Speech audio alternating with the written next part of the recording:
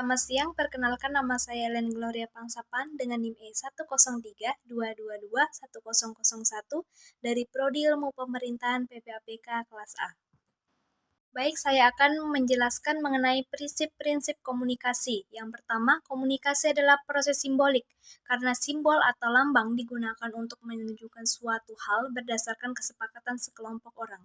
Prinsip kedua, setiap perilaku mempunyai potensi komunikasi, artinya setiap bentuk komunikasi nonverbal, yakni perilaku manusia, bisa dimaknai sebagai stimulus bagi orang lain.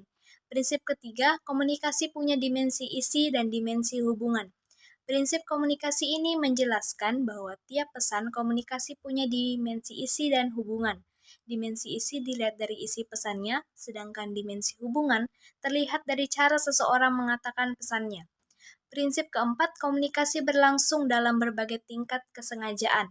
Artinya komunikasi bisa terjalin dari peristiwa yang tidak disengaja sama sekali hingga bentuk komunikasi yang sudah direncanakan dan disadari.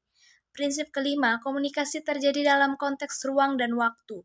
Pesan yang dikirim komunikator, baik secara verbal maupun nonverbal, disesuaikan dengan konteks tempat, ruang, dan waktu.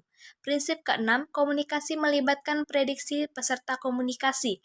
Artinya, komunikasi memerlukan tata krama yang disesuaikan dengan lawan bicaranya, sehingga sikap yang akan dilakukan harus diprediksi terlebih dahulu.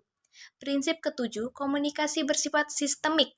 Sistem internal dan eksternal mempengaruhi cara seseorang berkomunikasi. Sistem internal adalah segala hal yang dibawa dalam berkomunikasi, sementara sistem eksternal merupakan situasi lingkungan. Prinsip kedelapan, semakin mirip latar belakang sosial budaya, semakin efektif komunikasi. Prinsip komunikasi ini menjelaskan bahwa kesamaan latar belakang seperti suku dan pendidikan akan membuat orang lebih mudah.